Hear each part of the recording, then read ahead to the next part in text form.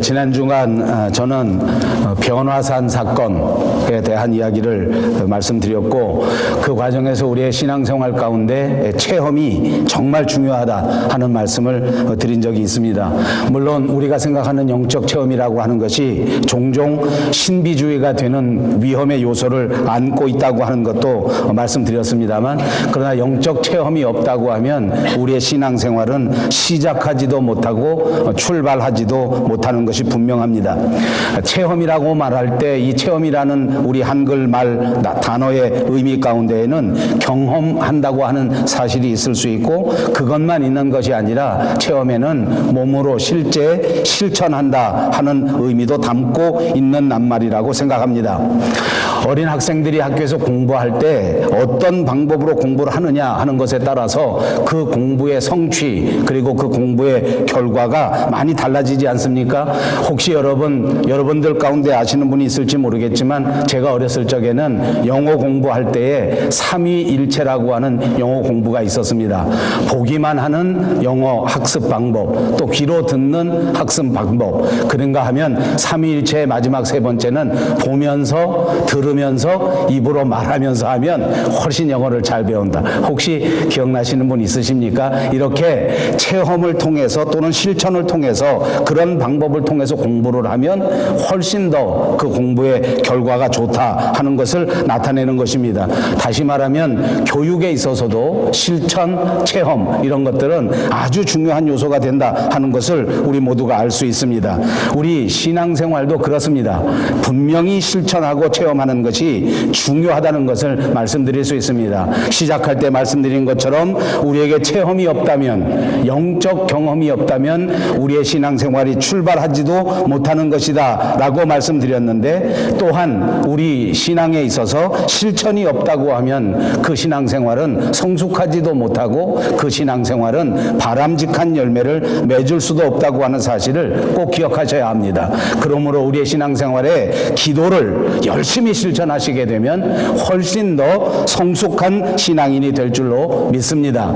봉사를 열심히 실천하시면 훨씬 더 높은 차원의 신앙인이 되실 줄로 믿습니다. 이제부터 더 열심히 기도를 실천하시고 봉사를 실천하시는 여러분 모두가 되시기를 주님의 이름으로 축복합니다. 이제 오늘 본문 말씀으로 들어가겠습니다. 오늘 본문에서는 주님의 제자들이 귀신 들린 아이를 만나게 되고, 귀신 들린 아이들에게서 이 귀신을 쫓아내지 못하고 그만 쩔쩔매는 상황이 벌어지게 되고, 예수님은 변화산 사건을 통해서 변화산에서 엄청난 영적 체험을 보여주시고 난 다음에 세 제자들과 함께 산에서 내려오시다가 이 상황을 보시게 되고, 평상시와 달리 아주 무지막지하게 화가 나셔서 이 제자들을 향해서 믿음이 없고 패역한 세대여 라고 말씀하시는 장면이 등장합니다. 오늘 이 말씀을 생각하면서 믿음에는 능력이 필요하고, 믿음이 있으면 분명히 실천이 있을 수 있고, 그리고 믿음의 사람은 귀신 들린 아이를 반드시 해결할 수 있다 하는 것을 생각해 볼 수 있게 되고, 과연 나 자신의 믿음은 이 믿음의 능력이 있는 것인가, 과연 나는 믿음의 실천이 있는 것인가 하는 것을 스스로 한번 자문해 볼 수 있게 되는 사건이라고 생각합니다.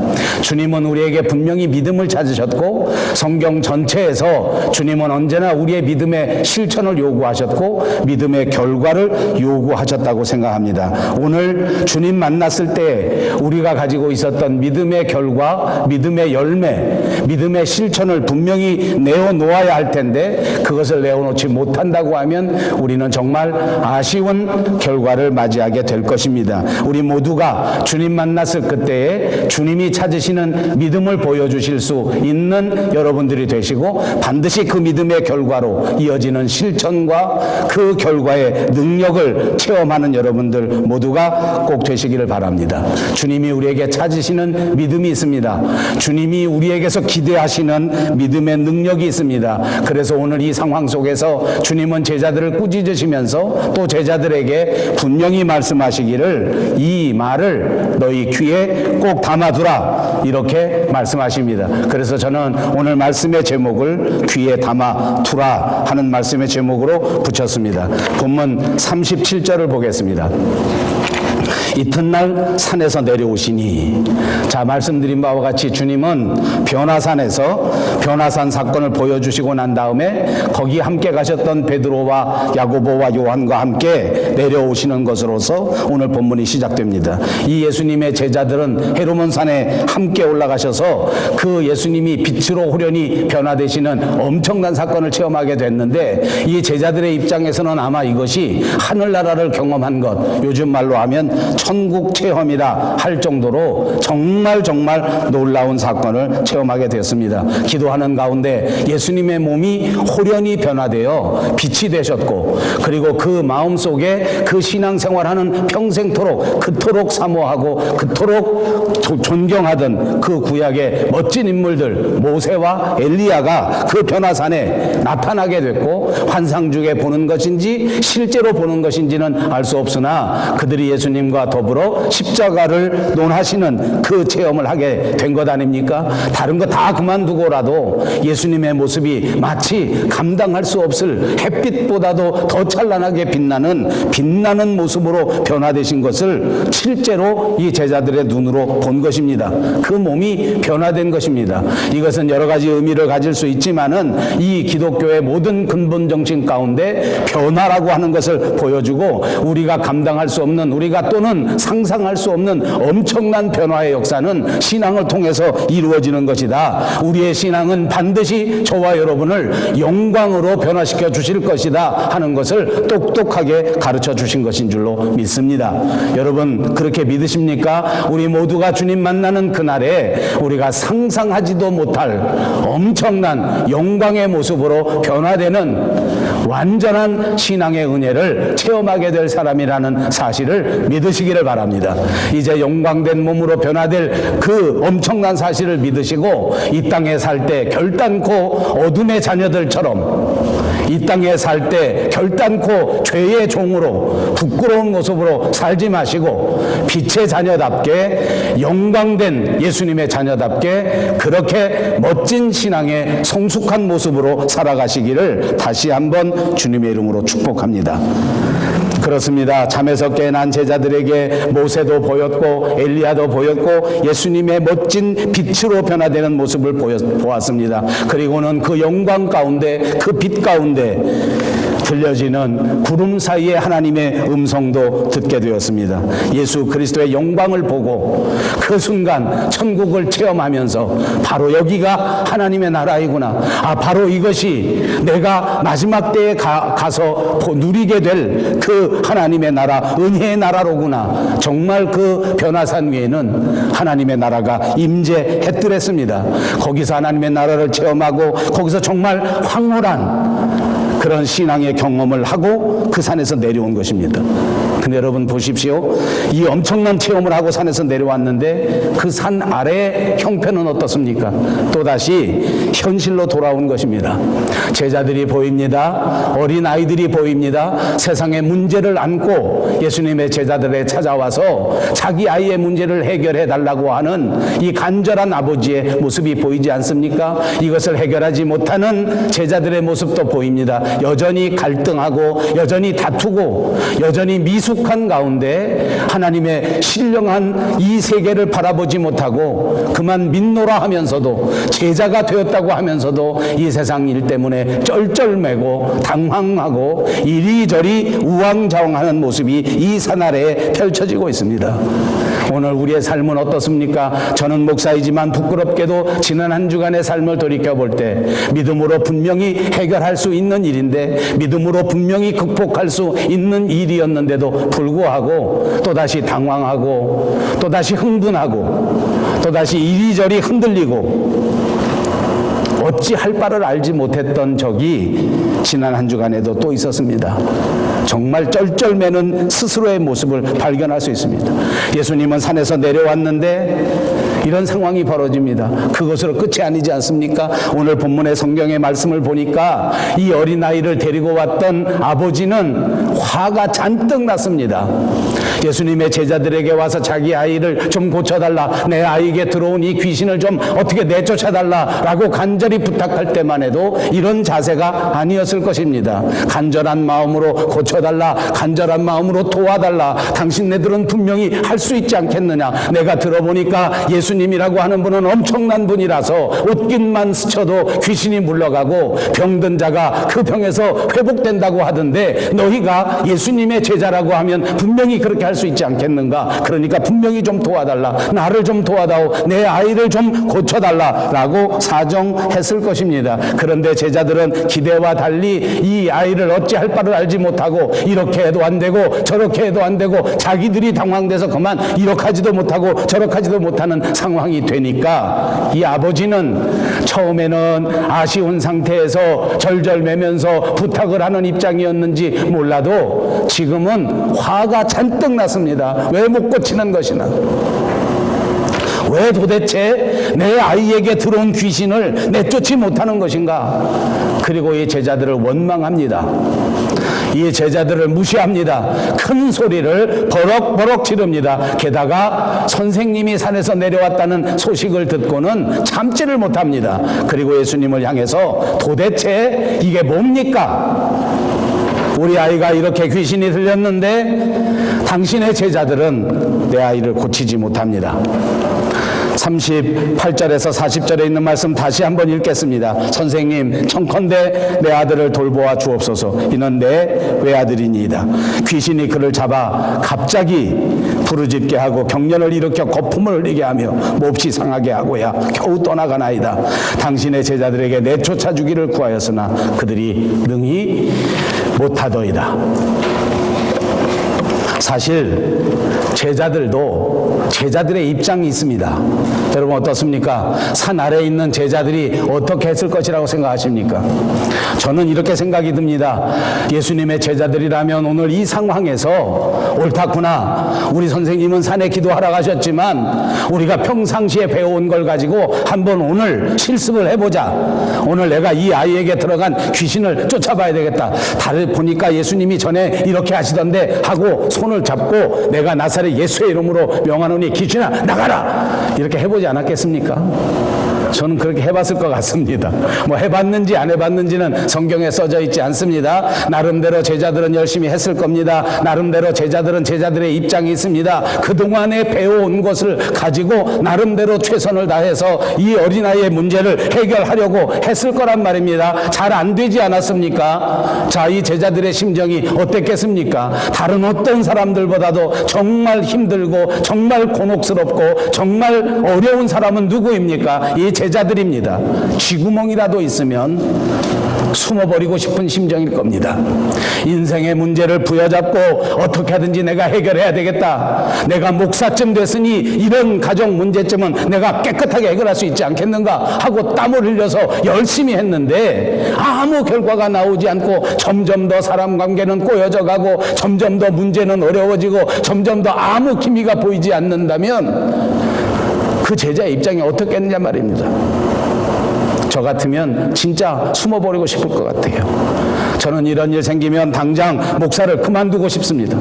사표 내고 나 이거 못하겠구나, 나는 이 체질이 아닌가 보다, 내가 잘못했구나, 이런 생각이 들지 않겠어? 제자들도 다 그렇게 생각이 듭니다. 내가 왜 이런 말씀드리는 줄 압니까? 평상시 같으면 예수님께서는 이 제자들을 불쌍히 여기시고 너희가 최선을 다했는데도 이렇게 잘 되지 않았구나, 힘들었겠구나, 분명히 그렇게 말씀하실 분인데, 그런데 오늘 보십시오. 41절에 보니까 믿음이 없고 패역한 세대여 내가 얼마나 너희와 함께 있으며 너희에게 참겠느냐.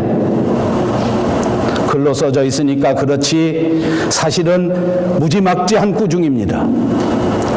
이 아이를 붙들고 있는 귀신을 물리치지 못하는 이 제자들을 향하여 예수님이 화를 내시고 꾸중을 하시는 것이 상상을 초월한다는 말씀을 드리고 있는 것입니다. 평상시에 예수님의 모습이 아닙니다. 평상시에 예수님의 태도가 아니십니다. 정말 제자들의 형편은 생각지도 아니하시고 강하게 꾸중하시는 겁니다. 믿음이 없는 패역한 세대요. 왜 이렇게 강하게 꾸중하실까 하는 이유가 오늘 본문에 등장하지 않습니까? 믿음이 없기 때문입니다. 오늘 이 순간에도 믿음을 찾아볼 수 없기 때문에 예수님이 그렇게 화를 내신 것입니다. 여러분, 우리 속에는 과연 예수님 앞에 보여드릴 믿음이 있으십니까? 여러분 마음속에 예수님 앞에 보여드릴 자랑스러운 믿음이 넘쳐나시기를 바랍니다. 그 믿음을 잃어버리지 마시고 그 믿음을 날마다 더더욱 아름답게 성숙하게 가꾸어 갈 수 있는 여러분들이 꼭 되시기 바랍니다. 믿음이 없고 패역한 시대라고 말했습니다. 믿음이 없는 것도 잘못이지만 믿음이 없게 된 이유를 가르쳐 줍니다. 그것이 패역하기 때문에 믿음이 없다는 것입니다. 더 길게 설명하지 않겠습니다. 이 말을 다시 설명하면 패역하기 때문에 믿음이 없다는 말은 마음이 삐뚤어져서 믿음이 없다는 것입니다. 저는 목회하면서 이 대목이 너무나 산 체험으로 다가옵니다. 사람들에게는 마음이 얼마나 중요한지 모릅니다. 똑같은 말씀을 들었는데 마음이 구겨진 사람들, 마음이 삐뚤어진 사람들은 말씀으로 받아들이지 않습니다. 말씀을 받아들여도 믿음으로 연결되지 않습니다. 그래서 믿음이 없고 패역한 세대가 되는 것입니다. 구약성경 잠언서 17장 20절에는 마음이 삐뚤어진 사람은 형통하지 못하고 그 혀로 남을 해치는 말을 하는 자는 재앙에 빠진다. 마음이 삐뚤어지면 세상살이가 형통할 수가 없다. 정상적인 삶을 살지 못한다. 마음이 삐뚤어지면 그 혀에 삐뚤어진 마음에 영향이 미치게 되는데 혀로 남을 해치게 하고 혀로 남을 다치게 해서 결국은 재앙에 함께 빠지게 된다고 하는 말입니다. 그렇습니다, 여러분. 마음이 삐뚤어지면 안 됩니다. 마음이 삐뚤어지면 정상적인 삶을 살지 못합니다. 마음이 삐뚤어지면 형통한 삶이 이루어지지 않습니다. 마음이 삐뚤어진 사람의 특징은 그 사람의 입을 통하여 나오는 말을 통해서 알 수 있는 것입니다. 교묘한 말을 합니다. 성경을 교묘하게 바꾸어서 말합니다. 세상의 이치도 교묘하게 속여서 말합니다. 자기 삐뚤어진 마음을 감추기 위하여 온통 세상을 삐뚤게 만들어버리는 자들의 특징입니다. 여러분 보십시오. 오늘 성경 본문에 나오는 제자들은 사실상 이 마음이 예수님의 말씀으로, 예수님의 능력으로, 예수님을 향한 믿음으로 강하게 무장되어져 있어야 할 사람들입니다. 왜냐하면 그동안 예수님의 말씀을 충분히 듣지 않았습니까? 아니, 예수님이 행하신 엄청난 기적의 현장에 언제나 함께 동참했던 사람들입니다. 많은 증거를 보았습니다. 많은 경험을 하였습니다. 이제 분명히 믿음에 틀림없이 서 있어야 할 충분한 경험이 있지 않습니까? 자기들이 눈으로 본 것만 해도, 자기들이 귀로 들은 것만 해도, 그런데 그것들을 하나도 믿음으로 연결시키지 못하고 그 마음이 여전히 삐뚤어져 있는 것입니다. 마음이 삐뚤어져 있으면 은혜를 체험해도 그것이 믿음으로 연결되지 못합니다. 여러분 명심하십시오. 마음이 삐뚤어져 있으면 아무리 좋은 말씀을 들어도 믿음으로 연결되질 않아요. 주님과 함께 다니면서 자기를 즐겁게 해주는 일은 다 알고 있었지만, 그러나 그 주님이 누구신지, 그 주님이 우리에게 요구하시는 것이 무엇인지는 아무 관심을 갖지 않았습니다. 예수님이 만들어주시는 오병이어로 배불리 먹을 줄은 알았지만 그 생명의 떡을 만들어주시는 예수님이 가지고 있었던 진짜 우리의 영원한 생명, 영적인 생명에는 아무 관심을 갖지 않았습니다. 그러니까 그들은 믿음이 성장하지 못했습니다. 그러니까 그들의 믿음은 성숙하지 못했습니다. 그러니까 그들의 믿음은 능력을 발휘하지 못하는 것입니다. 그리고 예수님이 이렇게 화를 내시는 이유는 또 있습니다. 믿음이 없고 마음이 삐뚤어진 사람들은 결과적으로 맡겨진 사명을 감당하지 못하기 때문에, 하나님의 나라를 전파하지 못하기 때문에 화를 내시는 겁니다. 여러분, 우리는 누구입니까? 하나님께로부터 선택을 받아 믿음을 선물로 받은 사람들입니다. 이제 우리는 나아가 하나님의 나라를 확장하고, 이제 우리는 나아가 힘을 다하여 하나님의 나라를 위하여 봉사를 실천해야 하는 사람들입니다. 예수님이 얼마나 많은 은혜를 주셨고, 예수님이 그동안 우리에게 주신 그 수많은 증거를 생각할 때 우리는 날마다 하나님의 나라만을 생각하면서 살아야 할 사람들이란 말입니다. 그런데도 불구하고 그토록 많은 은혜를 받았음에도, 그토록 많은 말씀을 들었음에도 우리들의 마음속에는 하나님의 나라를 생각하는 마음이 없습니다. 어떻게 하든지 하나님의 나라를 확장해야 하겠다는 이것이 없습니다. 세상 살면서 하나님이 주시는 평안을 잃어버린 지 오래됐습니다. 돈만 조금 없으면 벌벌 떱니다. 조그마한 질병 속에 하나님 없는 사람처럼 좌절해버립니다. 살다가 물질 생활에 어려움을 당하고 직장에 어려움 당했다고 할지라도 좌절하지 마시기를 주님의 이름으로 축복합니다. 질병에 걸려 있다고 할지라도 하나님이 살아계시니까 절대로 낙심하시지 마시기를 바랍니다. 사람들 때문에 힘든 일 당하고 마음의 상처를 받았다고 할지라도 결코 하나님 없는 사람처럼 까부러지지 마시기를 바랍니다. 주님의 이름으로 물리치시기를 주님의 이름으로 축복합니다. 기도하십시다. 기도하면 하나님이 해결합니다. 만약 기도하는데도 아무 달라진 결과가 없다고 생각하시면 그래도 견뎌내십시오. 주님을 생각하면서 겸손하게 엎드려서 기다리십시다. 이를 악물고 버텨내는 게 중요한 줄로 믿습니다. 전능하신 그분 은혜 안에 머무르십시오. 그분이 다스리는 하나님의 백성으로 끝까지 서 계시기를 바랍니다. 이것이 믿음입니다. 이것이 하나님께서 우리에게 찾으시는 믿음인 줄로 믿습니다. 귀신 들린 아버지에게서 아이를 데리고 왔는데 제자들은 믿음이 흔들려 버린 것 아닙니까? 귀신 때문에 흔들렸습니다. 자기 자신의 무능력 때문에 흔들렸습니다. 그러니까 주님은 강하게 책망하시지 않습니까? 믿음이 없는 패역한 세대요. 기도하고 견디고 기다리고 있으면 분명히 하나님께서 믿음의 결과를 보여주실 것인데, 하나님의 역사가 나타나게 될 것인데, 이렇게 꾸짖으시고 난 다음에 예수님께서는 아이를 데려오라고 명령하십니다. 그리고 똑같이 과거에 하셨던 것처럼 그 아이의 귀신을 꾸짖으시고 귀신을 내쫓으시고 다시 그 아버지에게 아이를 돌려주셨습니다. 사람들은 또 놀랍니다. 또 깜짝 놀랍니다. 벌린 입을 다물지 못합니다. 감격의 순간입니다. 흥분의 순간입니다. 근데 여러분, 오늘 성경에 보니까 제자들도 또 놀랐습니다. 우리는 어떻습니까? 주님이 이미 보여주신 일입니다. 몇 번씩이나 귀신을 꾸짖으셨고 몇 번씩이나 병자들을 고치셨습니다. 그래도 또 놀랍니다. 이게 우리의 모습은 아닐까요? 이게 우리의 부족함이 아닐까요? 사랑하는 여러분, 이미 우리에게 보여주신 하나님의 은혜가 넘쳐나고 이미 우리에게 체험하게 하신 하나님의 놀라우신 능력이 충분하다고 믿으십니까? 믿음의 성숙함에 이르시는 저와 여러분, 그리고 우리 교회가 꼭 되시기를 바랍니다. 이제 주님은 깜짝 놀란 사람들 앞에 또 정말 놀라운 말씀을 하십니다. 예수께서 저에게 이르시되 이 말을 너희 귀에 담아두라. 인자가 장차 사람들의 손에 넘기우리라. 이 은혜의 현장에서, 이 기적의 현장에서 사람들은 무엇을 생각합니까? 야, 정말 내가 믿기를 잘했다. 내가 정말 예수님의 제자가 되길 잘했다. 예수님은 말씀 한마디만 하면 귀신이 확 물러가고 예수님이 가까이 오시기만 하면 환자가 벌떡벌떡 일어나는, 이제 정말 됐다. 이제 예수님이 세상에 나가서 출세하기만 하면 나는 예수님의 우편에, 또 한 사람은 예수님의 좌편에 앉을 수 있지 않겠냐. 이 예수님만 꼭 붙들고 늘어지면 내 인생 성공이다.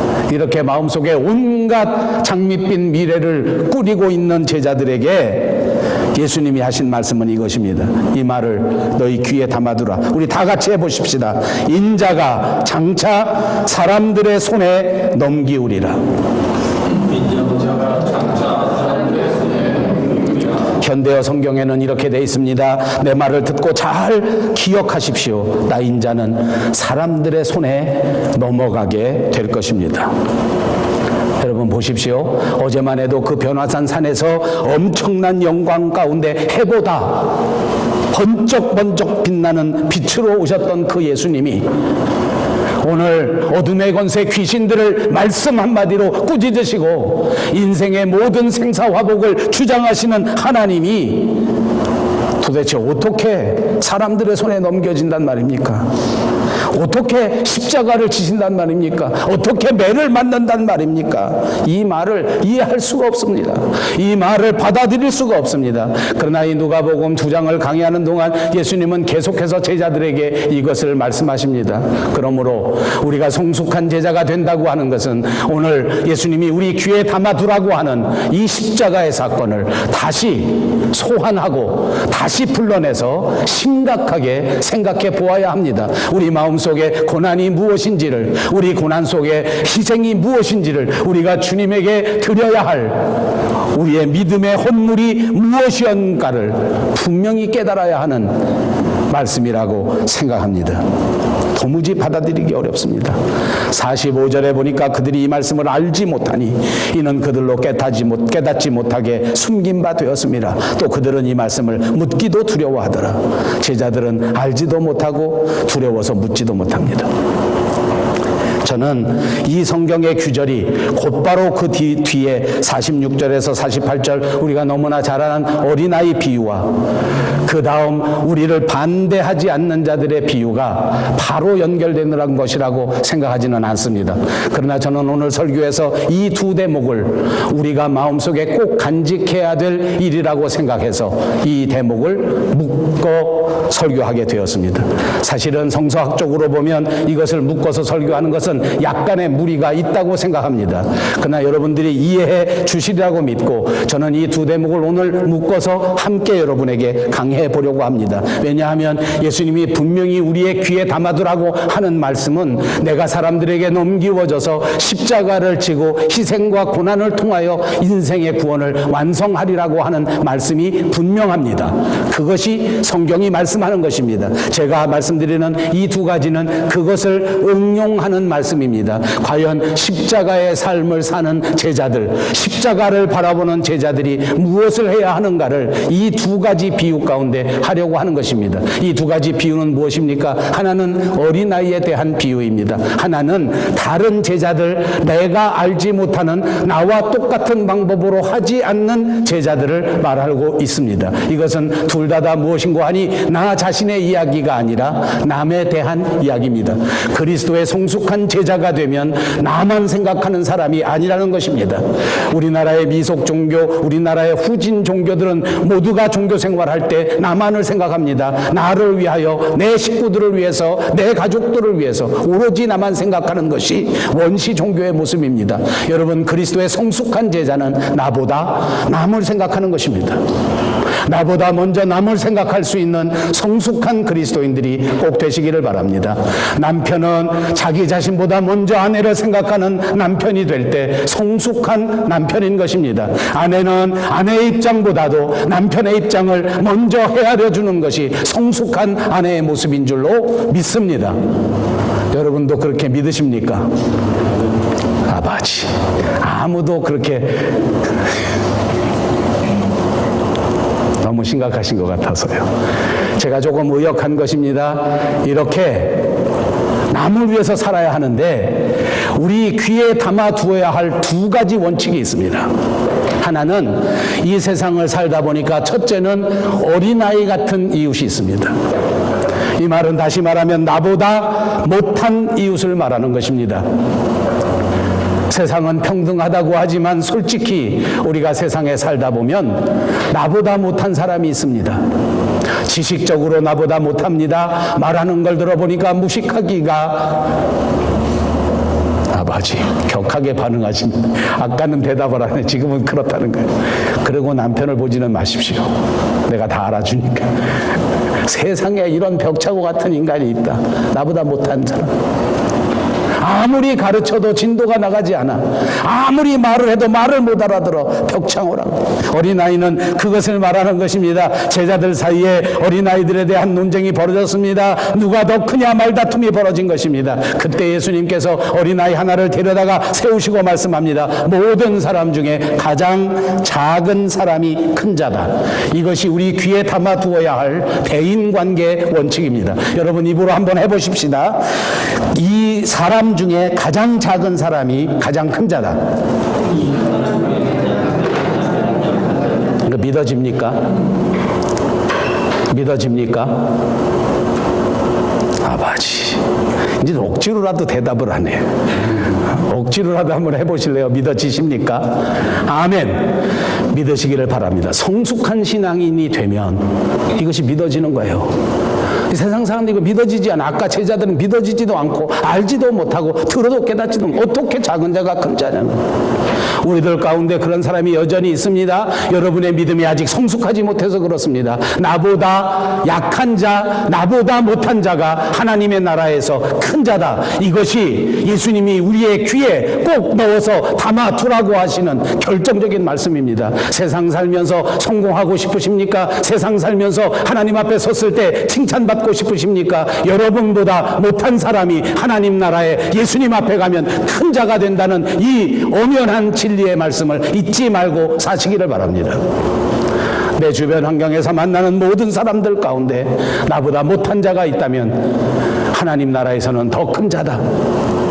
하나님 나라에서는 작은 자가 큰 자다.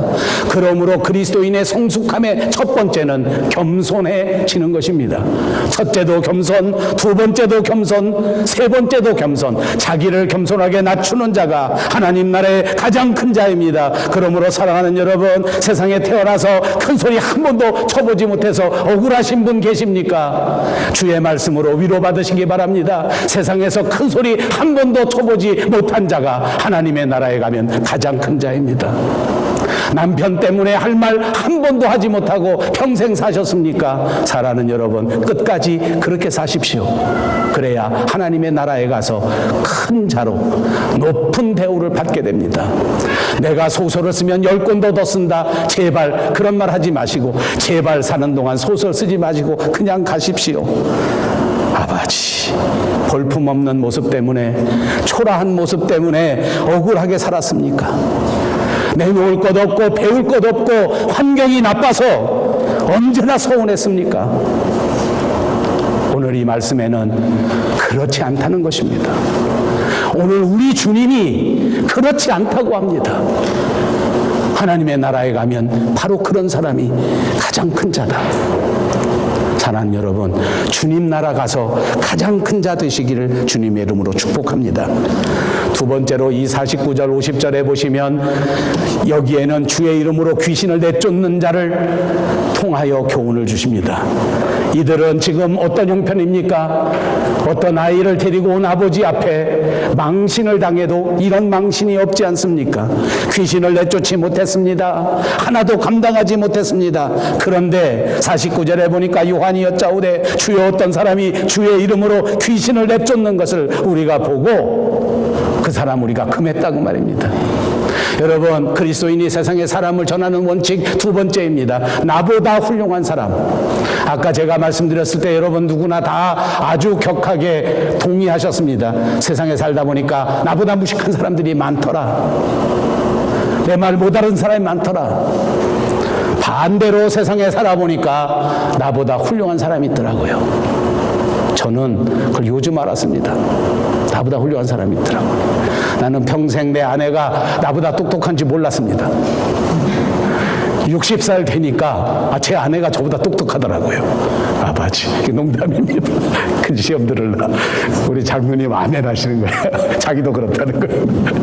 아버지, 세상에 살아보니까 나보다 잘난 사람이 있더라고요. 이것도 문제입니다.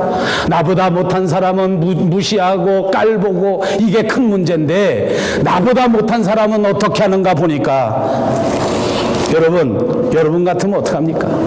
오늘 예수님의 제자들을 보니까 저는 이 성경 말씀이 얼마나 은혜가 되는지 몰라요. 이 예수님의 못난 제자들의 모습이 어쩌면 제 모습하고 똑같아요. 나는 나보다 잘난 사람이 있으면 뒤에서 씹습니다. 아버지, 나는 나보다 잘난 사람이 있으면 어떡하든지 그 사람을 가로막아 버립니까? 여기 있는 제자들이 그랬습니다. 나는 귀신을 못 내쫓는데 어떤 사람들을 보니까 주의 이름으로 귀신을 내쫓는다고 합니다. 그런데 자세히 살펴보니까 그 사람이 우리 교회 다니는 사람은 아닙니다. 그래서 못하게 했습니다. 예수님의 제자는 난데 왜 네가 이런 짓을 하느냐? 그를 막았다는 것입니다. 이게 우리의 모습입니다. 이게 사람을 대하는, 세상을 대하는 성숙한 그리스도인들의 두 번째 원칙입니다. 나보다 잘난 사람들을 시기하지 마십시오.